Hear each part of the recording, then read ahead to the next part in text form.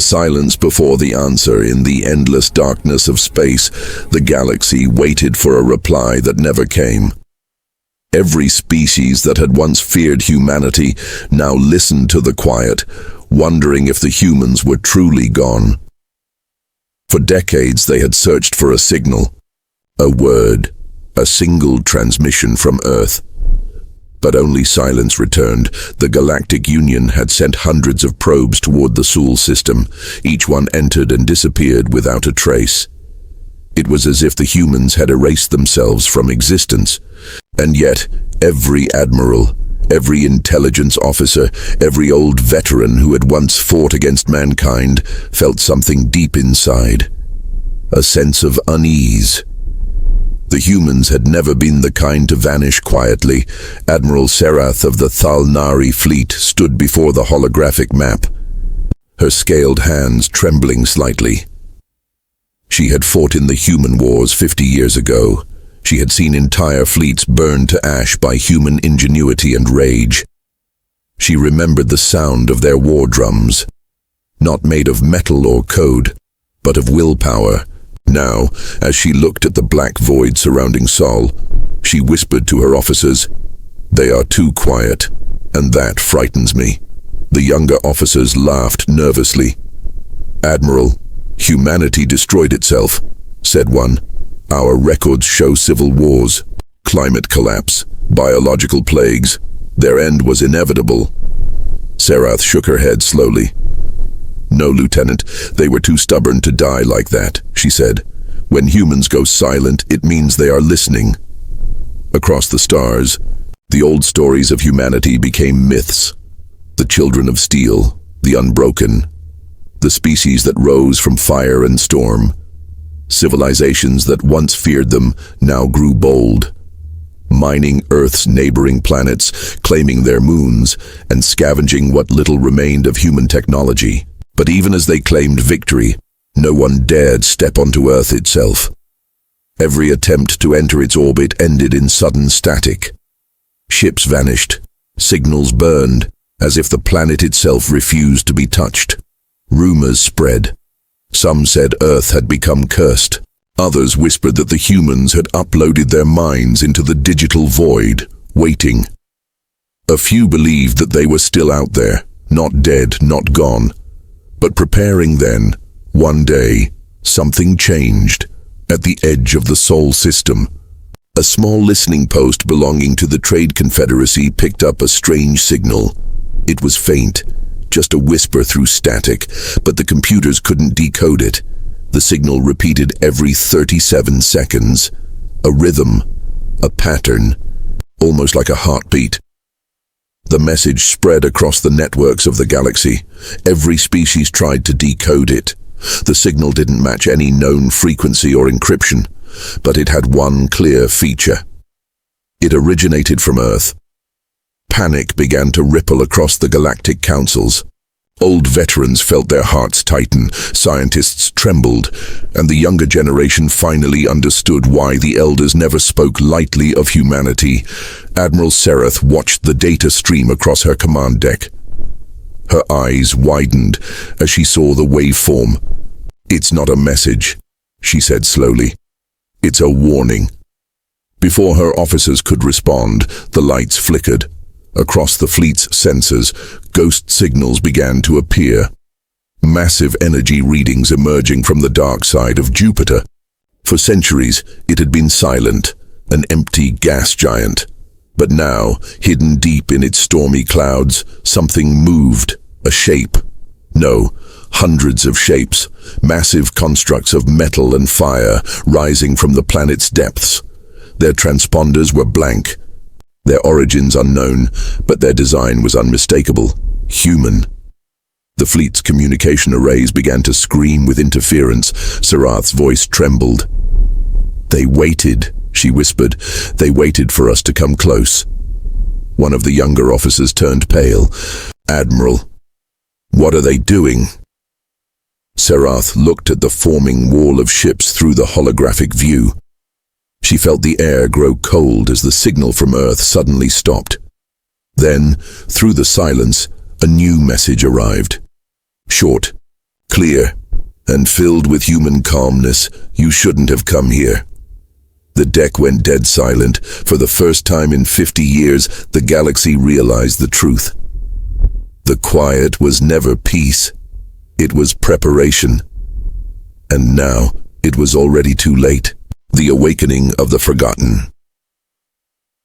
The silence after that message felt heavier than space itself. Every ship in Admiral Sarath's fleet froze in orbit, engines quiet, weapons cold, and hearts trembling. They had expected a ghost, a ruin, maybe a final echo of a lost species. But what they found was something alive, something vast, something ancient and patient.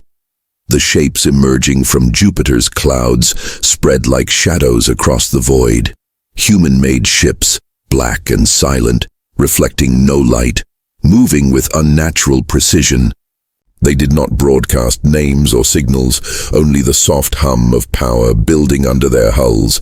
Each ship carried markings burned into the metal, simple numbers, no flags, no colors, no nations, just unity, cold and pure. Admiral Sarath watched in awe as hundreds became thousands. Her sensors screamed from interference. Her crew struggled to regain control. "Are we being jammed?" one officer shouted. Sarath shook her head, voice low and tense. "No, Lieutenant, they are not blocking us, they are showing us."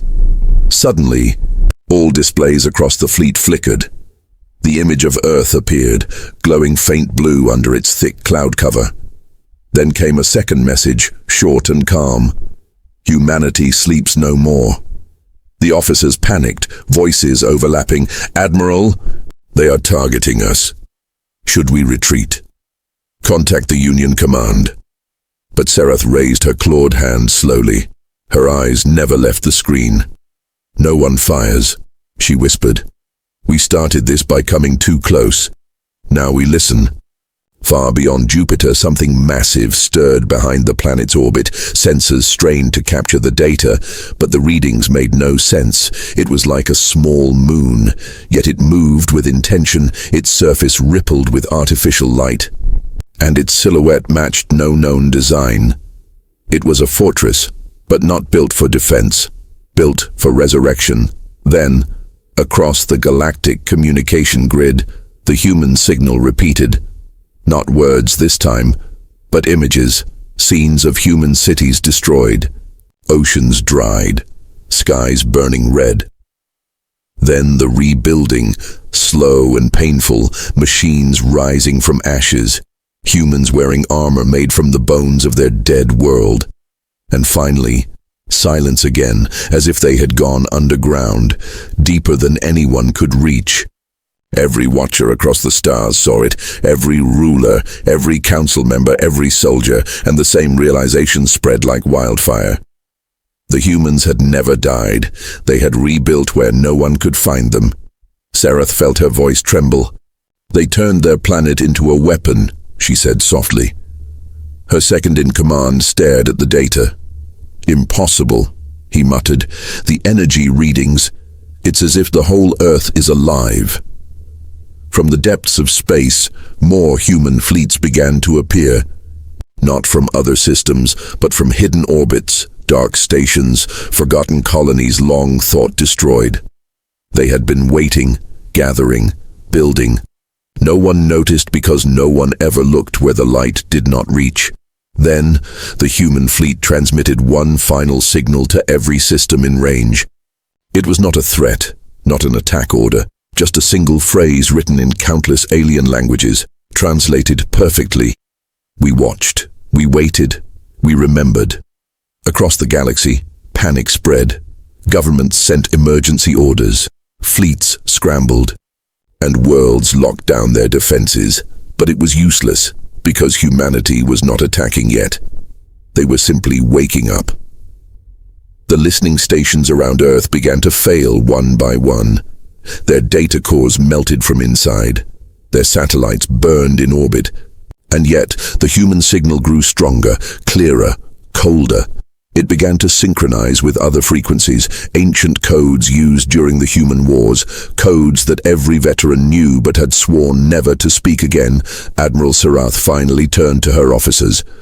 Her voice was quiet but steady. "Tell the Council we've made a mistake," she said.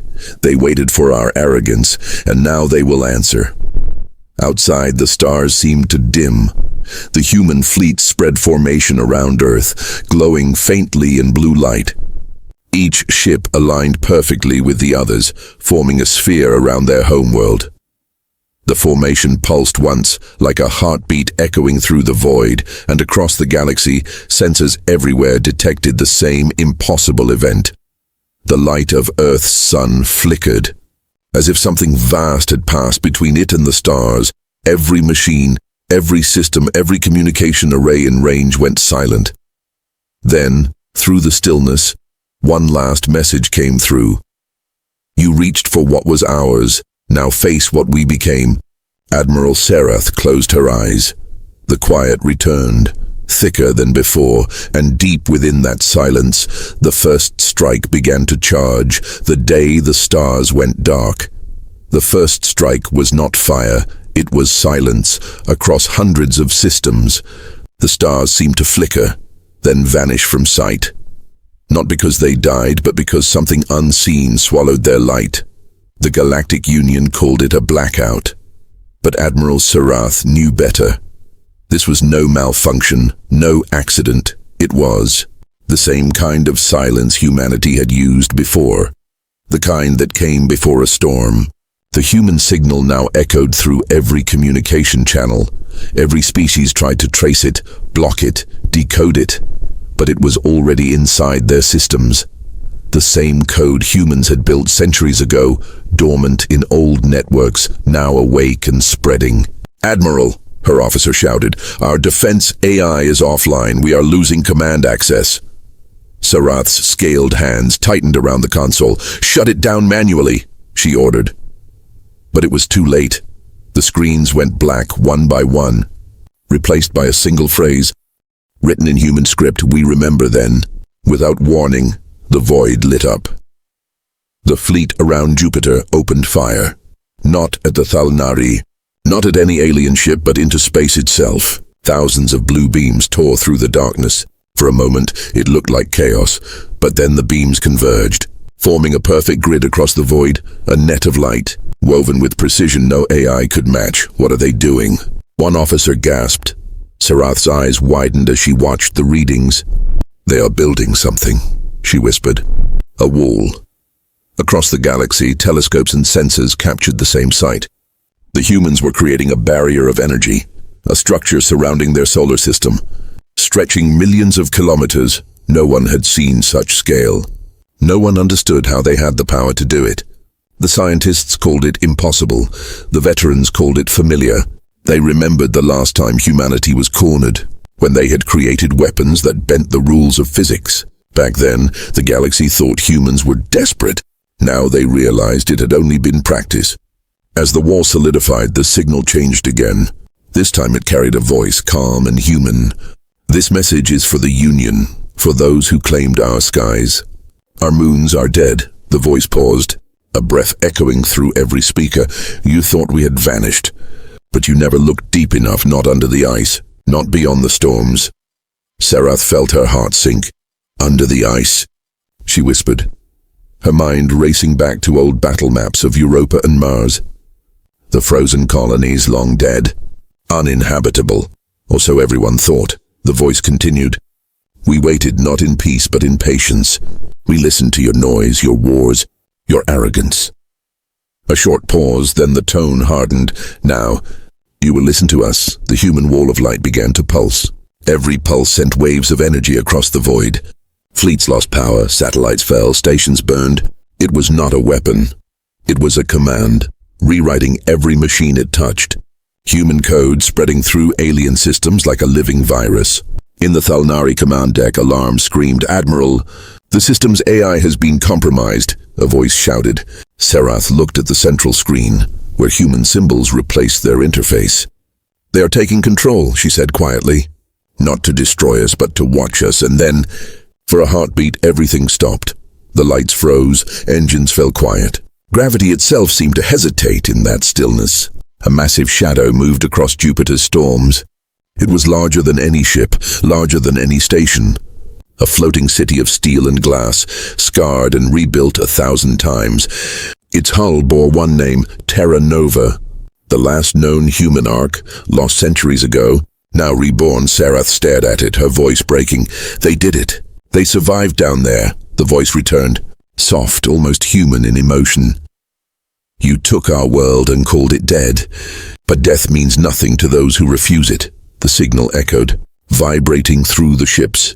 You waited for our reply, and now you have it. At that moment, every human ship turned toward the alien fleets. Weapons hummed, light glowed, but no one fired. Instead, the human voice spoke one final sentence before vanishing. This is not war, this is memory. The wall sealed completely. The human solar system vanished behind a veil of light. Untouchable, unreachable, alive. And the galaxy, for the first time, felt what humans had felt for centuries. Isolation. Admiral Sarath stood in the dim glow of her ruined command deck. The silence pressed against her chest like a weight. She whispered to no one, "They are not coming back to us. We are the ones who will go to them." The stars outside flickered once more, and the human signal ended with one last pulse. A single beat, steady and strong, like the heart of something ancient and awake. When the galaxy knocked, the human wall stood like a silent ocean. Its surface shimmered faintly, reflecting the stars that no longer dared to shine too close. For weeks no signal escaped it, no transmission entered. It was as if the entire Sol system had folded in on itself. Hidden behind light and silence, the Galactic Union called for an emergency meeting. All major species gathered in orbit above the neutral world of Vekara Prime. Hollow screens filled the skies, showing the wall, that glowing wound in space. The leaders argued, voices rising. Humanity is hostile, one declared. They've weaponized their system, shouted another. We cannot allow them to isolate. They could be preparing for war. Only a few spoke with caution. Admiral Sarath stood among them, quiet and thoughtful. She had seen the message, felt the power, heard the tone in that human voice. It is not war they prepare for, she said slowly. It is something worse, remembrance, but no one listened. The Union voted to send an expeditionary fleet, 5,000 ships, hundreds of species, all armed to breach the human wall. They called it Operation Dawn. The mission was simple: approach, scan, and if possible, break through. The fleet launched within days as they neared the wall. Their sensors filled with static. Even the light from nearby stars began to distort, bending unnaturally. Engineers reported strange readings. Their clocks were running slower, signals lagging behind reality. Still, the admirals pressed forward. Pride had always been their greatest flaw. At exactly 10 million kilometers from the wall, the first contact occurred. A bright ripple spread across its surface, like a drop falling into still water. It was beautiful, hypnotic, almost alive. Then, the fleet's lead ship sent a signal. Human barrier scan complete, no weapons detected. We are moving closer. That was the last message they ever sent. From Sarath's ship, still observing from afar, the readings became madness. Every scanner overloaded. Every visual feed turned white. The fleet simply vanished. 5,000 ships erased in silence. No explosion, no wreckage, just gone. Was it an attack? One officer gasped. Sarath shook her head slowly, eyes fixed on the empty space where the fleet had been. No, it was a response, she said, her voice trembling. The wall doesn't destroy, it remembers. And it decided they were part of the story. For days, the galaxy tried to make sense of what happened. Some claimed the humans had vaporized the fleet. Others said it had been transported somewhere beyond the wall. But the truth came soon enough across distant colonies. Fragments began to appear, ships, or what was left of them, reappeared near distant suns. Their hulls were melted, their clocks frozen, and their crews turned to dust. Inside one wreckage, a black box still worked, repeating the same words over and over. We saw them. They were not machines, they were alive. The Union fell into panic. Worlds declared states of emergency. Every communication channel repeated the same phrase. Do not approach Sol, do not cross the light. Meanwhile, deep within the human wall, Something began to stir inside Terra Nova, the massive ship that had risen from Jupiter. Countless humans stood in silence before glowing control panels, their faces calm, their eyes cold with purpose. They watched as the galaxy's fleets burned themselves on their barrier, and they did not celebrate. Commander Ilara Vaughn, leader of the awakened fleet, spoke softly to her officers. "We gave them a chance," she said. "They wanted an answer. Now they have the silence they feared." Her second-in-command frowned. "Should we retaliate? Strike their nearest colonies?" Ilara shook her head. "No, not yet. They still believe this is war. They do not understand what is coming." The camera drones around her showed the human system now glowing from within. Energy pulsed from Earth to Mars to Jupiter, old human stations reactivated, long-dead satellites now forming patterns of light. It was as if the entire solar system had become one living machine. "The Arc network is awake," one technician whispered. Ilara nodded. "It took centuries, but the memory is complete." Across the galaxy, strange phenomena began to occur. Ancient ruins on alien worlds started to hum. Structures built thousands of years ago, remnants of the first human expansion, now glowed faintly. The humans had planted seeds in the past. Technology buried deep beneath the surface of other worlds. And now those seeds were answering the call. Serath received the final data transmission before her system shut down, a map spreading across the stars. Dozens of human symbols lighting up one by one, not as new colonies but as awakenings, she whispered in horror and awe. They were never gone, they were everywhere, waiting for the galaxy to forget. And as the wall of light pulsed one last time, a final message reached every system. It was not a threat, not even a warning. Just a single sentence carried by a calm, human voice. "You waited for our reply," and the quiet meant it was already too late. The reply: the galaxy was no longer the same. Trade routes went silent, alliances broke, and fear became the new currency. Every species whispered the same name: humanity. They were not ghosts, not myths, but something far greater and far older than anyone had believed. Admiral Serath's ship drifted near the edge of the human wall. She had refused to return to her world. She wanted to see the truth with her own eyes. Her crew begged her to leave. But she only stared at the glowing sphere surrounding the Sol system. "It is not war," she whispered. "It is remembrance." Then, one day the wall changed. It did not expand. It did not attack. It simply opened, a single path of light stretching outward like an invitation. Sensors screamed as energy levels spiked beyond anything measurable. And from that corridor, a single human ship emerged. It was not like the war machines of old. Its hull was smooth, white, alive with motion. It carried no weapons, yet every sensor reading said it was unstoppable. The ship sent one transmission, only to Serath's vessel. No encryption, no tricks. Just a calm voice speaking in perfect translation.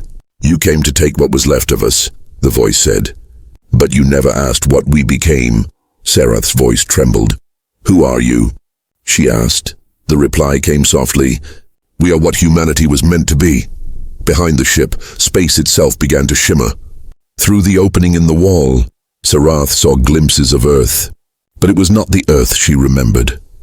Its surface was covered in strange patterns of light, great towers rising from oceans, and continents reshaped into living machines.